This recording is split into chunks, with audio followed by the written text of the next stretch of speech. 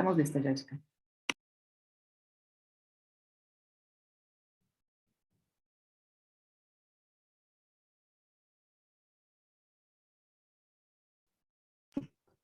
Listo, podemos empezar.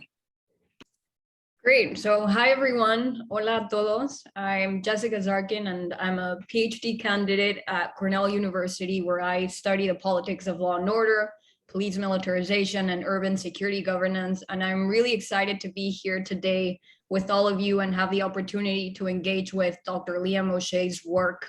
So just as a brief introduction for everyone, Dr. O'Shea is a scholar and expert on policing and police reform in developing countries, with a special focus on security and governance in the former Soviet Union. He was a governance advisor in the Foreign Commonwealth and Development Office for the UK, where he advised on strategies in conflict-affected states. And Dr. O'Shea has also been a policy advisor in the Cabinet Office and has done consulting for numerous organizations on security and justice.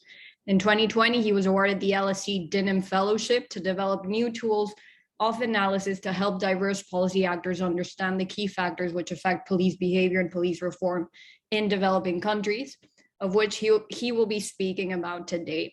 So Dr. O'Shea will speak for approximately 25 to 30 minutes. I will then give some brief comments and we'll then open the Q&A. And during the Q&A, please raise your virtual hand or send me a direct message on the chat if you have questions for our presenter. And also feel free to send the questions in Spanish via the chat, and I'm happy to ask them for you. So the floor is yours, Dr. O'Shea.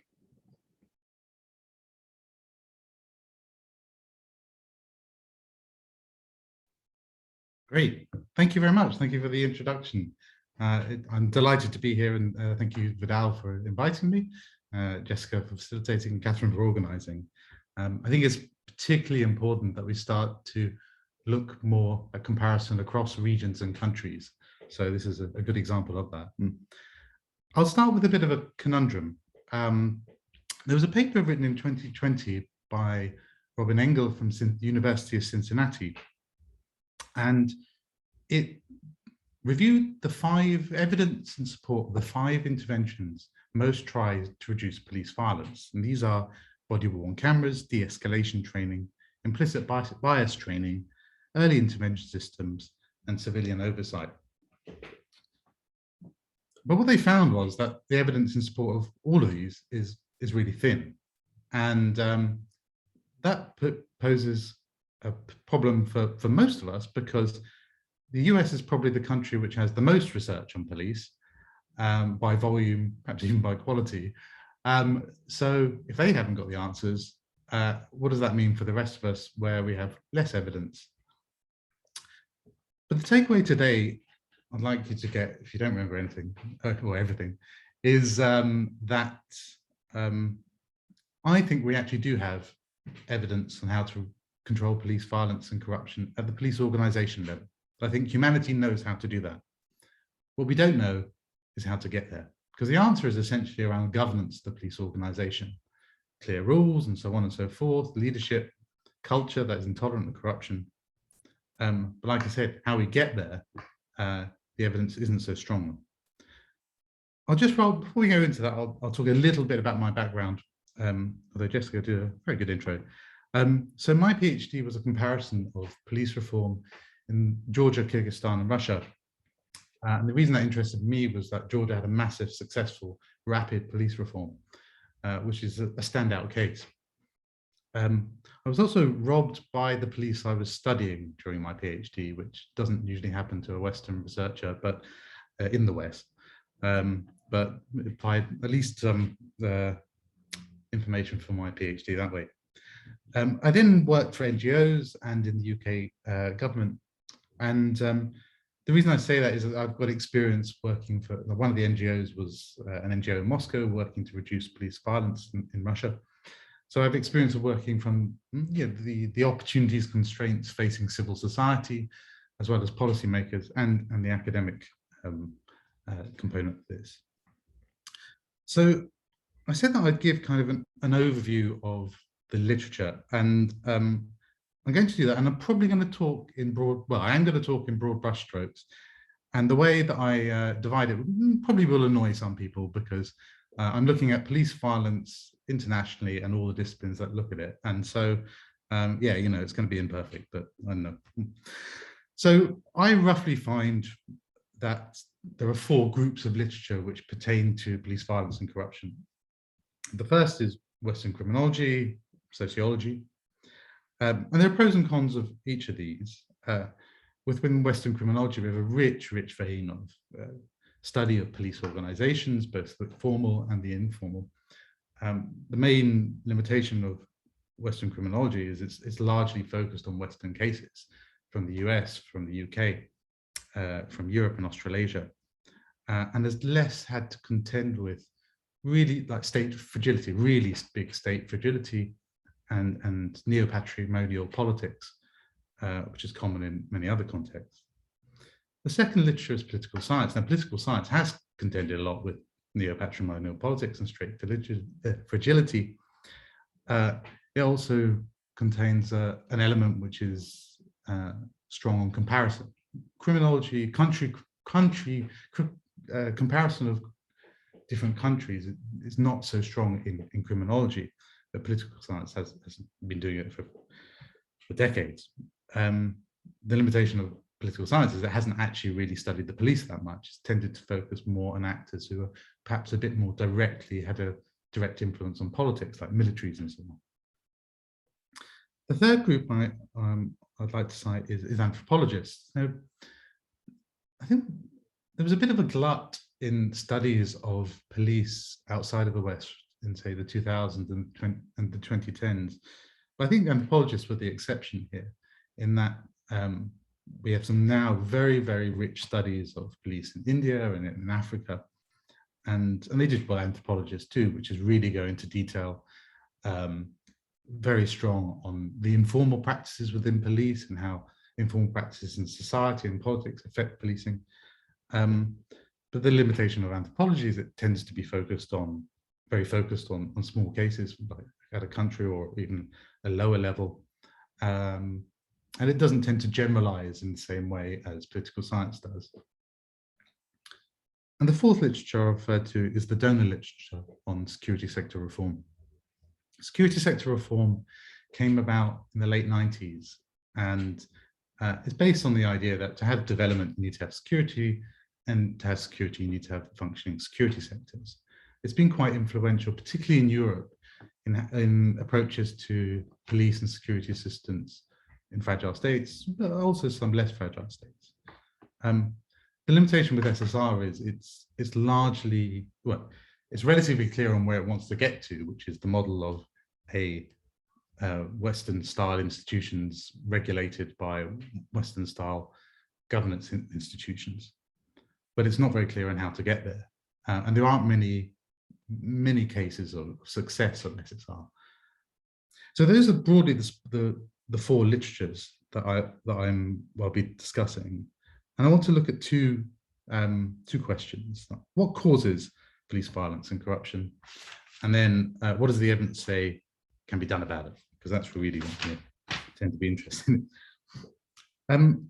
So the first factor is repression. David Bailey, one of the more prominent police scholars, said that police are the edge as state is to the knife, or something like that. The basic point is that states have a massive influence over their police, and it's fairly obvious why. They pay them, they set the mandate, they establish they appoint its leaders, and they often set the strategy, even the operational choices of policing. So there are a lot of levers states potentially have over police. So if a state wants to be violent and repressive, it can use those levers to make sure that its police are violent. On corruption, well, the evidence from Western criminology generally points to organizational structure and culture within the police organization as being the major factors. In other words, poor governance. And it's important to contrast that with the bad apples, against the bad apples theory. So the bad apple theory is, you have a bad apple in a barrel of apples and it makes the other apples go bad. And essentially is that it's not down to systems or cultures, it's down to individuals. And sometimes this theory gets reiterated when there has been an instance of corruption. with policymakers wanting to put the blame rather on the individual rather than the more structural problems. By governance, we're talking about things like clear rules on corruption, where is ethical, where are ethics in terms of recruitment and promotion? How does the police culture tolerate or intolerate corruption? Robust management governance, external oversight, and sufficient resourcing. There are factors outside of governance which play a factor. The police mandate is one.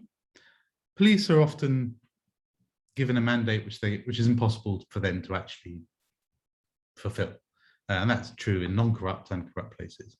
But if the mandate is so strong and the system of governance is corrupt, corruption will be used to fulfill the mandate. I'll give the example of Russia. Russia, you often have had centralized targets on, say, reducing a crime in a particular area. The police don't actually have that much influence over said crime, so they might use corruption to cook the statistics or arrest people to show that they're doing something. That's just an example of that.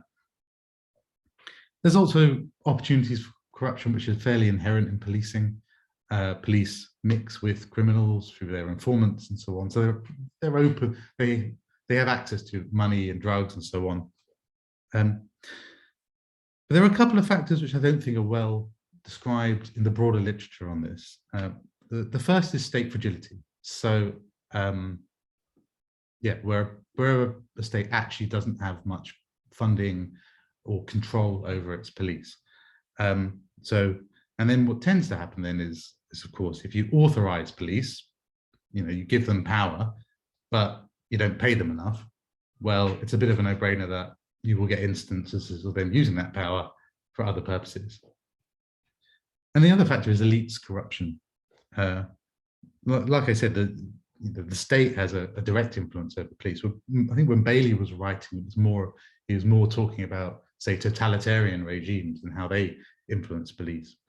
But you could say the same of really hyper-corrupt regimes. So I did my fieldwork in Kyrgyzstan. The government at the time had a lot of high-level corrupt individuals, and the Russians have a phrase that a fish rots from the head backwards, and it's the same with police corruption. But if we turn now to look a little bit about what's the causes of police violence. Now, the literature, say the criminological literature, again poses a problem. I've cited Engels as there's not much on what to do about it. Stinson wrote a book recently where he said little is known about the circumstances where police use force. And there was a study by Klam and Tillier, and they reviewed 23 studies on the use of force. This is from 2010. And what they found was that there's evidence that certain situational variables have an impact on police violence, like drunkenness, presence of a weapon.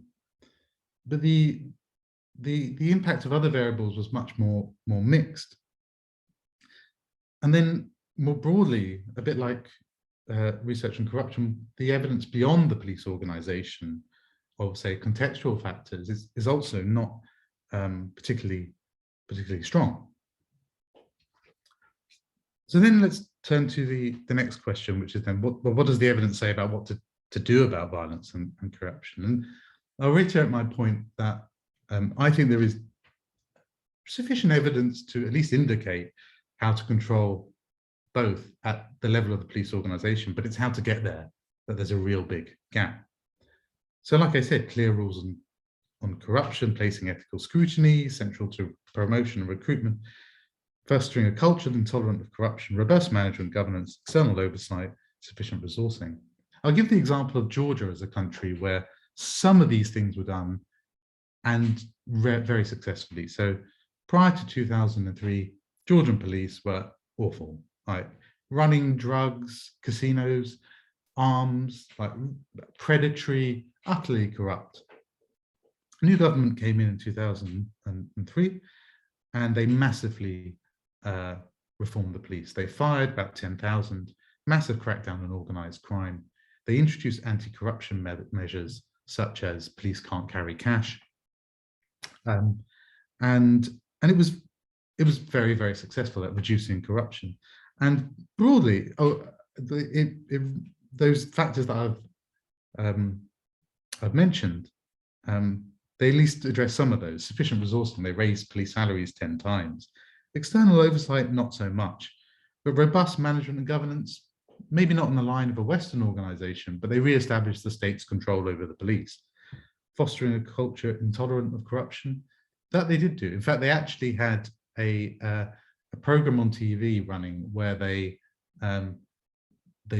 got a film crew to just go and capture on camera corrupt police and then arrest them. So they really drove that culture of intolerance of corruption. And it, like I say, it was remarkably successful. So, but the evidence on police violence, like I said, states that it's quite mixed. But I think there is there are correlations between the lessons on police corruption for police violence, even perhaps those branches of the literature haven't really overlapped so much, like where you do have clear rules on corruption and violence and use of force and ethical scrutiny. Those things were likely to affect violence as well as corruption. And they did in Georgia as well. There were big reductions in violence, although with some prominent exceptions, but it was a marked improvement on what was there beforehand. But like I said, it's the how to get there that's not so strong. Now, the evidence from criminology, I don't know as well as certain other people, because my background is more political science and international development. But you know, we've got the Engels study. I've had various discussions with criminologists who do cite at least that the evidence on how to reduce police violence is mixed. So that indicates that, you know, there are gaps in, well, how do we get there? How do we get to those rules and better governance? And then we've got countries outside the West. Now, I'd say, particularly looking at the literature on security sector reform, we have lots of guidance documents, things like that. But the academic literature, the broader, like which should underpin this on what factors affect successful reform, is still quite weak, and so and that affects how you target and design interventions. So, for example, and what generally happens in donor practice is the same models and theories and applications are tried without much customization to the context. So, for example, if we say comparatively that we know that police reform is unlikely to be successful where the state has little control over its police, we may not intervene in the level of the police organization, or we may look towards interventions which do something different than in a comparative context where the state has control over its police, but there are other issues and causes. So that in some ways is a little bit glum, in that the evidence isn't exactly pointing to very clear guidance on what we should be doing to reduce violence and corruption. But I think there are grounds for hope. Before getting to that, though, I think it's important to have a wee chat about how evidence is used, because in the project which I'm trying to develop, which essentially wants to synthesize the evidence across these literatures on what works to reduce police violence and corruption. But I was having a conversation with someone who's involved in philanthropy recently, and she raised the point: is evidence the problem? And in her view, that's not the problem. And if you look at other areas of social policy, evidence is there, but it doesn't necessarily mean it's used by policymakers or influential people, so on and so forth. And I think that's a really good point. And the answer to, like, is evidence the problem or not? I think it depends. There are contexts and examples where you're not going to get anywhere because the government is too repressive or not interested. Police, there are too many barriers at the level of police organization. But there are those windows of opportunities when evidence can be used. And they come around. They often come around in police reform when there's been a big incident, like the End SARS protest in Nigeria or in Georgia after this Rose Revolution. And whilst I would say that evidence is not sufficient for reform, I think we all know there are prominent barriers. I think it's necessary. And better evidence can also give a clearer menu to those who actually do have power and influence over reform and reform movements when those opportunities come around. One of my grounds for hope is that I think there is actually evidence out there. Like I cited the evidence in the West, particularly from evidence on corruption and the police organization. And I think it's important to look at, often when you're looking at these questions internationally, well, you can get the view that you really have to know everything about the context and utterly customize it. And there isn't actually that transference of evidence. And I've seen a lot of bad transference of policies and ideas. So I totally get that. But there is a bit of a danger of throwing the baby out with the bathwater. I think with the degree of customization, the historical evidence in the West on how the Western police dealt with mass levels of corruption could offer indicators to other contexts. And it's also important not to draw too much of a dichotomy between West and non-West, because there's a whole range of governance contexts. Trying to do police reform in a fragile state where there's a war going on is very different from trying to do police reform in an established state with a history of authoritarianism and some degree of democracy. The other thing is, of course, there are lessons from the global South which pertain to the global North. But I'd say what's not happening is there isn't really much transference across disciplines. My other ground for hope is there are tools to make evidence accessible. Now, I've worked as a policymaker, and my bandwidth for using evidence was pretty narrow at the time, because I spent a lot of my day dealing with the demands and emails that were thrown at me and that I was processing. Frankly, you don't have much time to read. The UK has developed a number of centres called What Works centres. And what they do is they're based on systematically review the evidence and to come up with conclusions that in a format that policymakers can potentially use.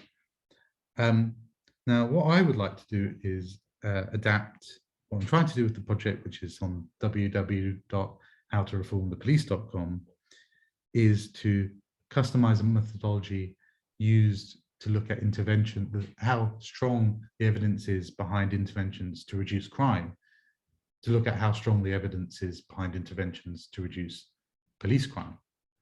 And I think there are ways that we can then look at the evidence internationally from these various disciplines and make it more accessible to those who don't have much time but do have much influence. And there's more detail on the website if you'd like to have a look on that. But the final reason, which is probably more interesting than discussing methodologies for hope, is activism. And I mean, that may sound obvious, and it goes back to that point about, is evidence the problem? Lack of evidence can be the problem, but there are profound barriers to police reform in various different contexts, and they take different forms to different contexts. But the reason I cite it as a reason for hope is it's not long ago that there were few opportunities for civil society across the world to actually be active. Now, I know that, for example, in the former Soviet Union, there has been closing of the space for civil society. But if we go back 50 years ago, there was far less opening. And there was also more competing models of policing, some of them not particularly savory. In terms of totalitarian policing being very popular in both academic discourse, but also large parts of the world. But I think what we need to do for activists is also help provide them with the tools that they can use when opportunities come around. Yeah, that's what I'm trying to do at the LSE. The essential goal is to look across the various literatures, look at what interventions have been effective, but also look at what mechanisms and what moderators, what contextual factors have affected various interventions, such as the 5 I mentioned earlier, which will give us a greater picture of, well, what, not just what works, but what works, where and why. And hopefully then we can provide both policymakers and civil society with better tools. I'll leave it there. Thank you. Thank you, Liam. So I'm going to provide some brief comments, and then, as I said, I will open the forum for Q&A. And Liam and I just wanted to start by saying that I'm thrilled that we get to meet virtually. And I think that the work that you're doing is fascinating, and we have a lot of shared interests. Therefore, I will try to keep my comments as short as I can. And I think you stated very clearly at the beginning of your presentation and the research note that you shared with me that your research project aims to understand the following: how features typical of many states in the global South impact police behavior, the role that neo-patrimonial politics and state fragility play in police performance and police reform, and based on these features, how should policymakers design effective reforms and interventions? And I think that these are all big, important questions. So let me just start by saying that you are correct in that there's still a lot of work to be done in this research area. And that said, I wanted to share some observations and questions that came to mind as I listened to your presentation and read your research note. So first, I agree with your opening criticism that policymakers have failed to understand how police organizations function in developing countries. And I also agree with the criticism that policy recommendations generally focus on improving operations, tactics, or human resources practices, instead of engaging with these far deeper institutional and political challenges facing police reform in developing countries. This criticism, however, opens a series of questions regarding why policymakers do this. And here I believe that the work by Yanila Gonzalez could be of great value to your discussion and proposed framework, because she shows that how these types of reforms are less threatening to police and thus preferred by politicians. Second, I had a couple of questions about how you operationalize state fragility, and overall want to push you to move away from this concept. As used now, both in the presentation and the paper, you seem to be running into some significant conceptual slippage. For example, you use fragility and capacity interchangeably. And I think you will get considerable pushback from political science, sociology, and econ scholars for this.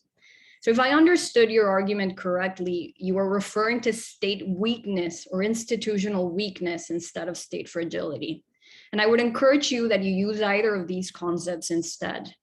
Here, work by Deborah Yashar, Miguel Centeno, Alicia Holland, Stephen Levitsky, and Vicky Murillo could help tighten the discussion concerning state weakness and better conceptualize and operationalize what you want to convey in your framework. Third, and directly related to the previous point, it seemed to me at times that state weakness takes too much blame within your framework for limited police reform and police malpractice. And I agree that this is certainly the case in low-income countries where limited budgets and human resources undoubtedly thwart effective security policies.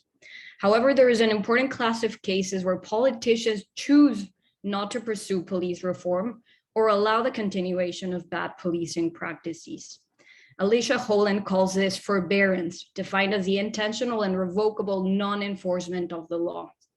And given that your goal, the goal of your framework is to better inform policymakers on how to pursue police reform in the global South, then I would suggest that you tease out the differences between institutional weakness and forbearance and trace how each impacts opportunities for police reform differently.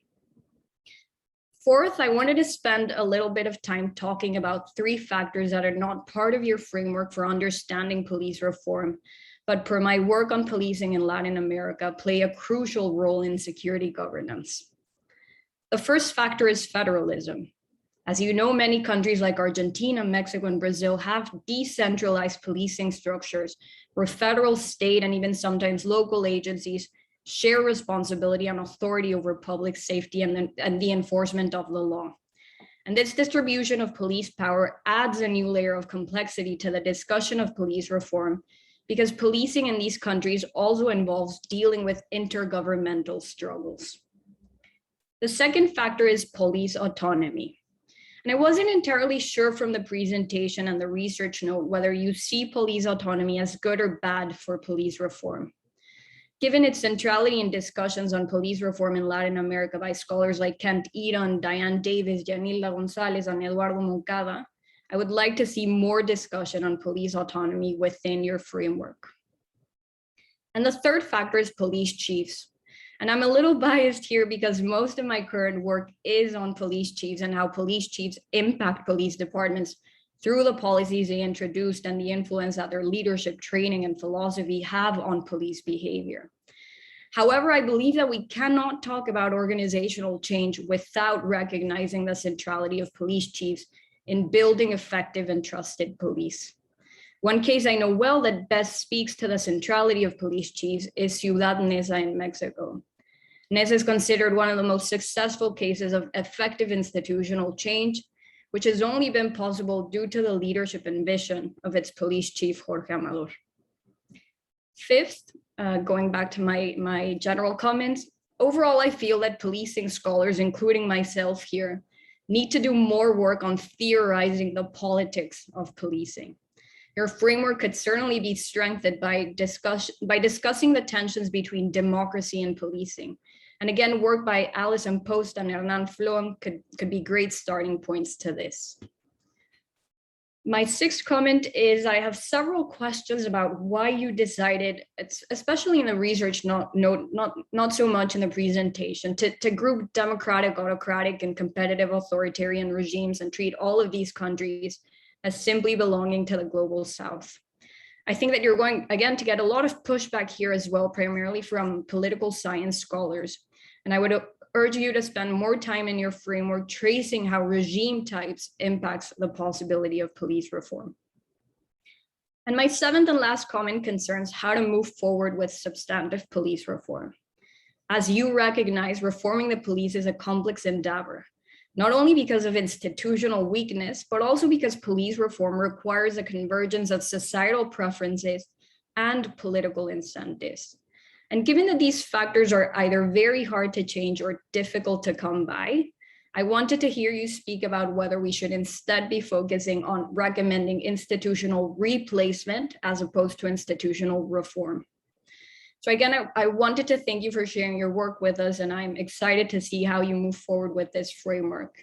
And I don't know if you want to respond to any of these comments, or we should move directly to the Q&A. Let me get to respond to some of them. I mean, like, well, inevitable in these massive questions, limited time. Right? Can I just ask you to clarify? I think I understood what you meant. The critique of my use of state fragility, weakness or something. I didn't quite catch that. My suggestion was there to use the concept of either state weakness, or sometimes even scholars are thinking that talking about state is too much and we should talk about institutional weakness. But that's just a tiny comment. It's more of state weakness per se. Yeah. Mm-hmm. Okay, let me. I'll try and pull out what I think is probably the most important from those questions. And for those on the line, I shared a draft of a paper that I'd put together, which is essentially a theory of police in the global South, which is possibly a little bit too bold in its aspirations, but it does need some revision, but has something to it. I think the first point is, like, you need to know how police work. And I have seen many development projects which don't. In fact, they treat them as if police are like, you know, nice and legal, and what I did in my PhD, the first question was just, how do they function? Like, who are these guys? What do they do? And not what they do legally, what do they do societally? What do they actually do? What are they doing? Are they taking cats out of trees? Are they solving crimes? Are they robbing people? Are they involved in organized crime? And before I would go for any intervention, you need to have a better understanding. What I think has been missing is, and you touched on this, is theory on policing in outside of Western contexts. I think it is a bit too much to group like the global South as one. Like I think that is the case. But I think we're not starting from a massively great theoretical base. I mean, the other challenge, of course, is that has improved over time, but it doesn't necessarily cross the literatures. So, for example, scholarship on Latin America and political science hasn't really necessarily made it to scholarship on police in the former Soviet Union or Africa. And I think the way to sort of address that is to look at, yeah, what's the underlying theory you can draw from across these, and some of it has been done, but for example, Gonzalez's book. But I think there's still a way to go. I do in the paper, I do simplify, and if you simplify, sometimes you oversimplify, and sometimes that's clearly wrong, and sometimes that's subjective. I used a framework actually that Brian Taylor at Syracuse has used to compare police, well, rather he used it to compare context using the world governance indicators. And it basically, if you take a number of the world governance indicators, you can measure state capacity on one level, and how democratic, observant of the rule of law you can on another axis. It's not perfect by any means, and it does like, you know, it does oversimplify in some ways. But then if you plot countries on that, you do get a trend that you would expect. You have the Somalias, the South Sudans, the Afghanistans at the bottom left, and you have the Canadas, the Denmarks, the Norways in the top right. But it's really a tool to not necessarily give you all the answers, but just point you in some of the direction. But I do take your point that you have to be careful around some of these terms, and they can be lumbered around quite easily. Your point on federalism is spot on. That's a factor which I haven't factored in the paper I've sent you, but I did in my PhD. Russia is a big federation of 92 odd entities. Georgia is a single country. The United States, as you probably know, has 18,000 or something police, which is a real factor in how we look at reform. And by the way, for those who don't know, the United States is an outlier. Like generally, countries have one police or several police, maybe even like 100 or so. And then you've got the US, which goes big and bold and has 18,000. And that creates both opportunities and problems for police because of reform, because on the one hand, there are opportunities to intervene at particular levels and maybe influence police chiefs and so on and so forth in a way that could be conducive to reform. But it depends on the context. In a more centralized system, like for example, in a lot of the former Soviet Union, if you do reforms at the center, and there is I would say the autonomy of the police chiefs is probably less important because they actually have less autonomy.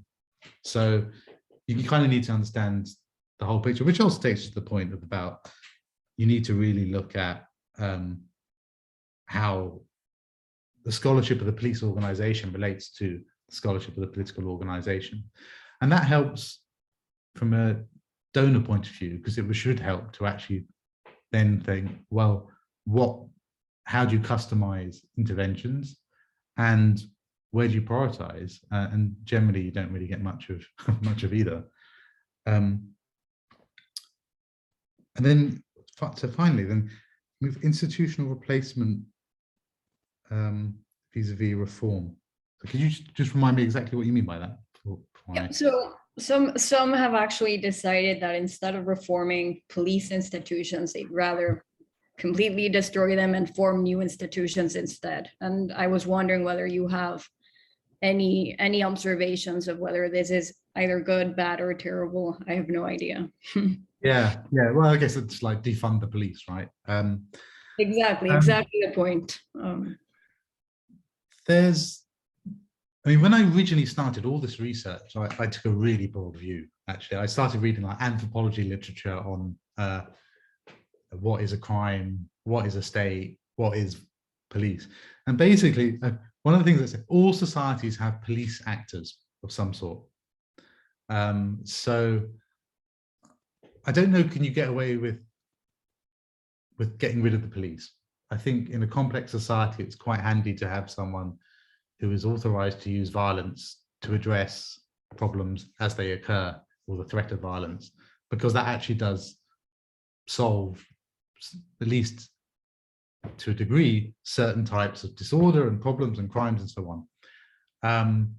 But that said, I think the mandate of the police, and I think the problem we have actually in the West is you combine zero tolerance policing with neoliberal economic policy. So essentially you have injustice created outside of wide injustice and so on and so forth. And you rely on the police to control that. And the problem is not for them to solve. They can't possibly solve it. And it could be better solved by trying to reduce crime through poverty alleviation and so on and so forth. And I think that's actually a very important point. But it's a bit of a different question, because there's a question of, and it's an important one, of like, what do police do and how do police affect security and safety? In my research, I'm sort of rolled back a little bit, and I'm more concerned with how do we make police less violent and less corrupt? But it's obviously a very important question. Great, so thank you. So we have two questions now in the chat. So I'm going to read the questions and three, I think three now. So I'm going to start with Juan Salgado, who asks, there's a growing body of literature on civilian oversight of law enforcement with quite a different take on police corruption, expanding the mandate of citizen bodies to not entirely inquire on corruption, but expanding the mandate of citizen bodies to not entirely inquire on corruption, but increasingly different forms of police deviance. Could you please comment on this approach to police accountability? So it's the difference between oversight on police corruption versus oversight on police deviance. Okay, I'm not quite sure what, I suppose. So let me talk a little bit about police oversight as far as I know. In criminology, there was a study a few years ago, I can't remember which, reviewed some of the literature and found that actually there tend to be three different models of police oversight. There's civilian oversight, there's internal oversight, and there's hybrid. And if my memory serves me correctly, the hybrid one tended to be the more effective. Civilian one doesn't always have the buy-in of the police institution. Internal one, well, police don't always investigate their own deviance or corruption as well as they could, but a hybrid can have the best of both. Now, I'm a little bit, you want to go back to the literature on that to be sure on that. That's why I broadly know about, say, the effectiveness of civilian oversight per se. On other forms of police deviance, I'm not quite sure what you mean by the forms of police deviance, but I'm guessing that means perhaps lower level forms of maybe not corruption, but malpractice. I don't really know a great deal about the effectiveness of civilian, how that works in practice. Do you have civilians like looking over the police cops, they do stuff. I don't really quite know what that, how that works in practice. But the one factor, I suppose, which is increasingly prominent is body cameras and technology. And I was speaking to someone the other day who said something interesting about the effectiveness of body cameras to reduce these like corruption and deviance and violence. And he cited a study of that. Those things tended to be lower when all parties knew that they were being recorded. But if they didn't know, it didn't really have an impact. Now the evidence, there's been some systematic reviews on body cameras, and the evidence is mixed. But I think the principle of actually police traditionally were autonomous units who operated without much oversight, and technology is probably the way that you're going to get the most like oversight over the ordinary day-to-day actions of police, and that could have profound effects. Thank you. So I have a question by Vidal Romero, who asked, how important are citizens' priors on the police to make it work, make police reform work? And he's specifically thinking that nowadays there are democracies with a relatively recent authoritarian past in Eastern Europe and Latin America, where there is evidence of citizens distrusting police because of these negative legacies of authoritarian regimes. So how important are citizens in your framework, to summarize the question? I think partly we don't know. I mean, so the reason I say that is we don't actually have that many studies of success globally, particularly rapid success. Now there are a few important outstanding cases, such as Georgia, I'll discuss that in a minute, Singapore as well, where you had quite rapid reforms, and somewhat against the grain of where, say, a lot of the Western discourse is on in terms of criminal justice and procedural justice and so on. They look to have been done by fairly top-down by state building. And one of the reasons in Georgia that I think it was effective was they didn't have, if you open up various institutions to lots and lots of actors, you increase opportunities for people to block and stop reform.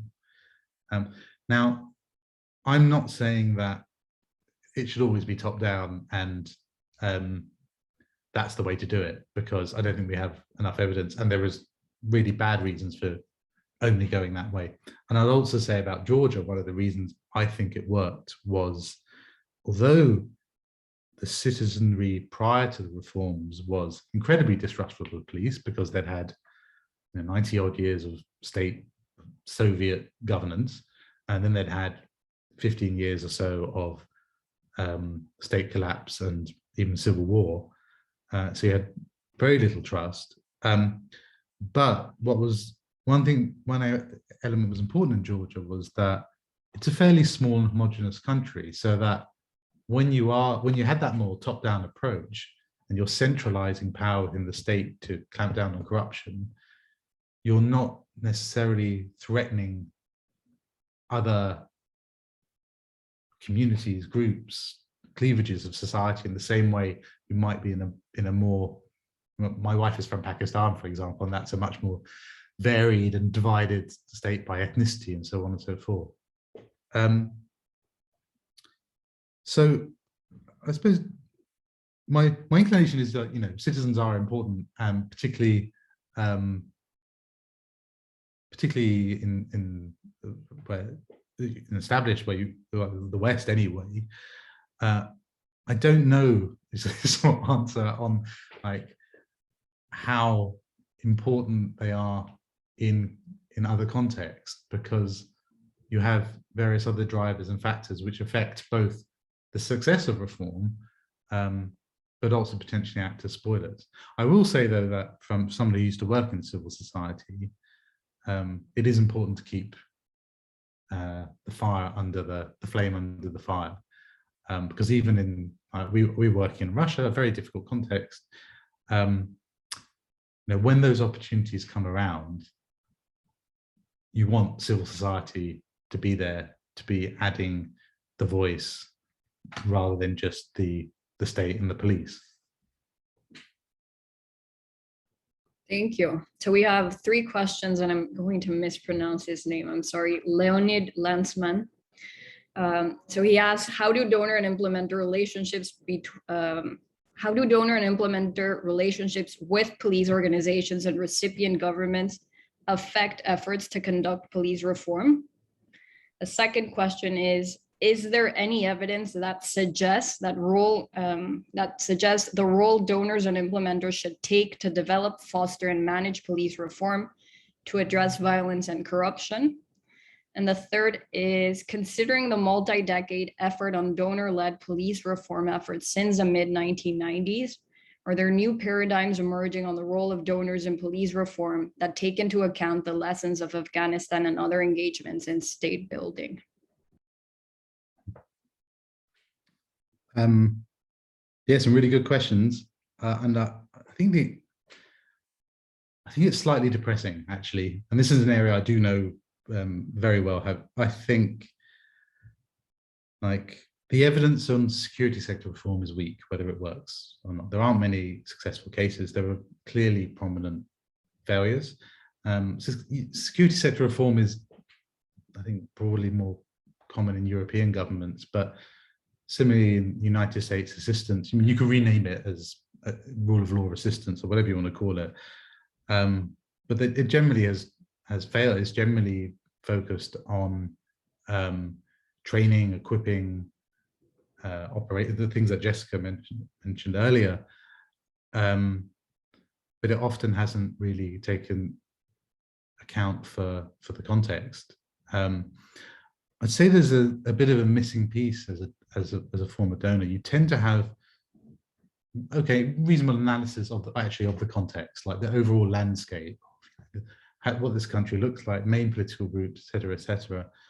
But you often don't have a very up-to-date, almost intelligence on who to dock into, how really they are conducive to reform, who's opposed to it, and those sort of factors. And of course, if you add in the fact that donors often fly in, stay for a while, maybe live in a shipping container, can't actually interact with the population, are actually quite distant,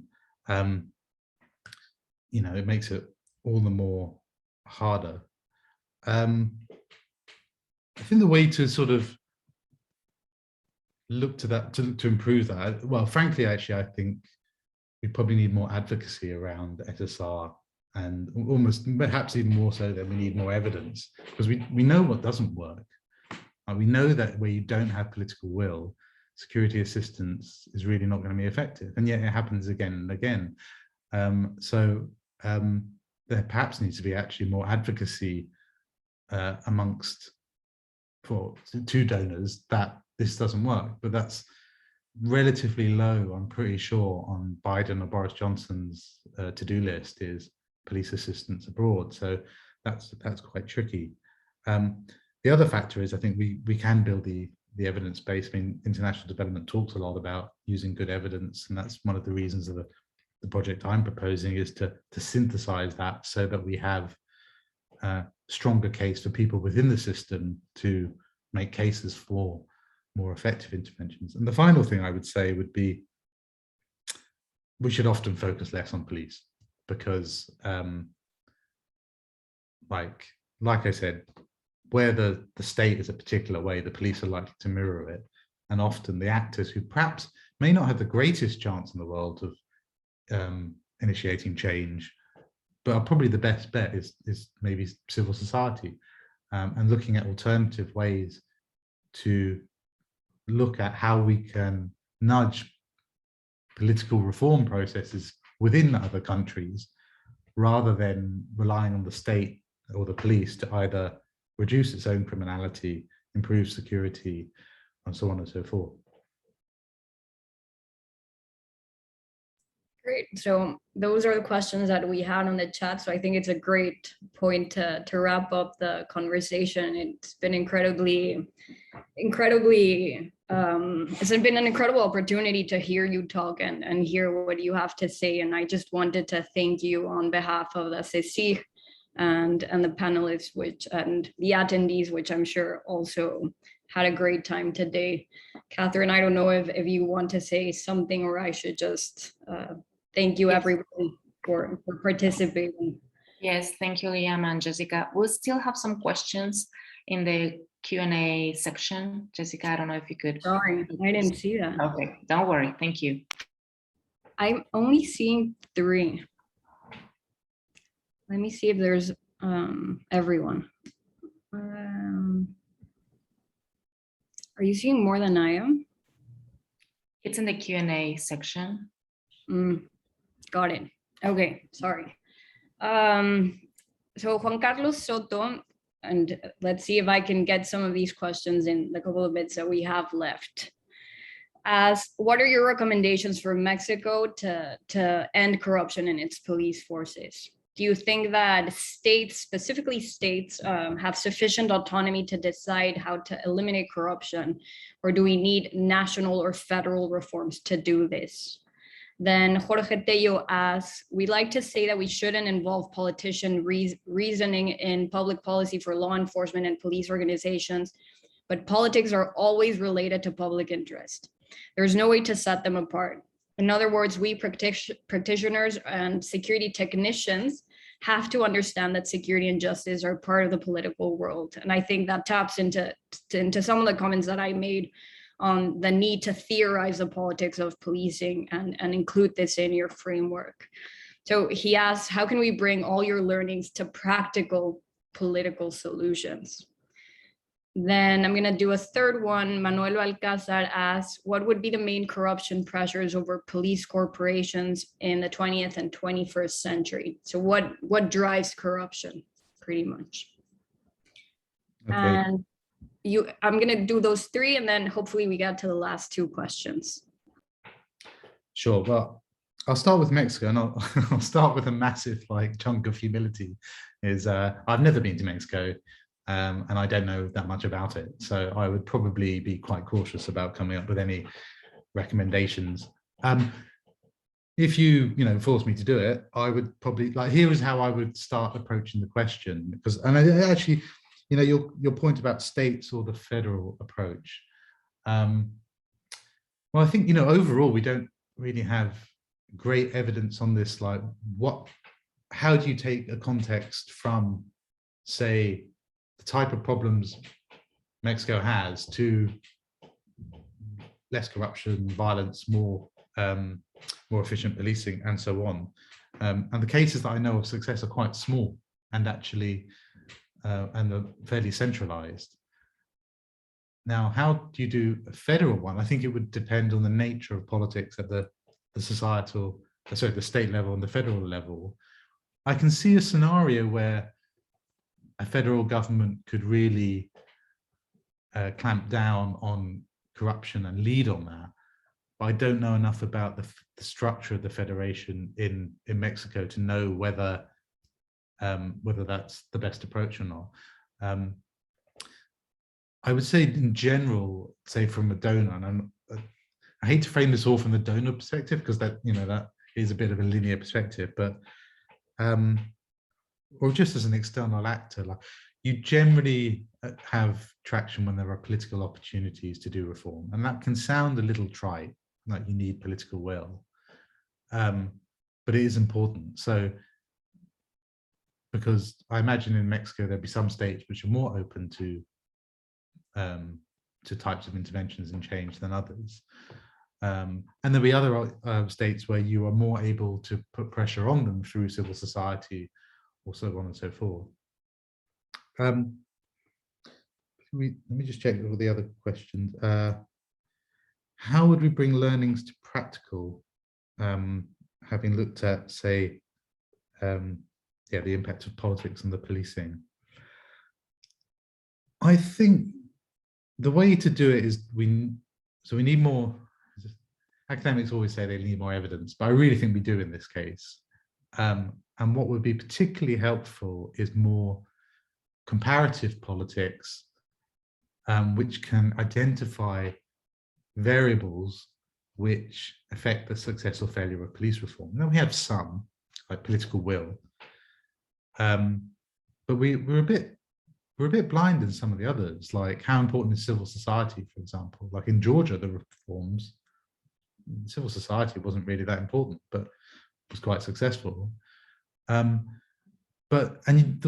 way political science works is you can, I mean, how you want to define those variables, and it can be, you could spend an awful lot of time coming up with lots and lots and lots, but I think it's important to sort of start reducing them so that we've got a bit more of an idea of those macro factors which affect, and I think we don't have that. So, and without that, it's hard to then come into the practical, because if you don't know, like, how important is literacy, for example, or federalism or civil society, it makes it hard to think, well, where is reform A, most likely to work, and B, what type of reform is it most likely to be? The good news, though, is I think that kind of research is happening more so on a greater scale.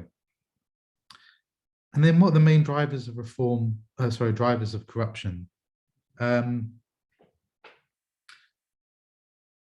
So in the West, I'm not, or in the UK, for example, I'm not as knowledgeable as I am, ironically, in the former Soviet Union. But the main drivers of corruption isn't as prominent, say, in the UK as it is in other countries. I think it would be really interesting, actually, to look at more historically, as indeed the question suggests, to look back at, say, how the Knapp Commission, the one in New York, dealt, like what were its findings of dealing with a very corrupt police, and then looking at how would they be of relevance to other contexts. Because there is interesting historical case studies. In fact, read a study of which was written after the Rodney King beatings, and it was a collection written by police scholars who were, you know, experts at the time on how to reduce police violence. And I remember one of the things that came across was the LAPD actually had a reasonable reputation, kind of nationally, because they had clamped down on corruption. Now, of course, like, you know, that depends who you're asking. I'm sure there were certain communities which didn't give a very good reputation. But the point I'm trying to make is there are definitely case studies out there which could be used to help answer some of those questions. But when you go beyond to other contexts, like the main drivers of corruption in, say, the former Soviet Union are largely related to governance, and the fact that many of the regimes rely on corruption and patronage as part of how they function to run their states. So it's pretty hard to then alter that when that's how the political leadership who control the police leadership. But, you know, it changes from context to context. So countries like where there's main routes of drugs, that's a huge driver of corruption. So, you know, there are more sometimes localized factors as well.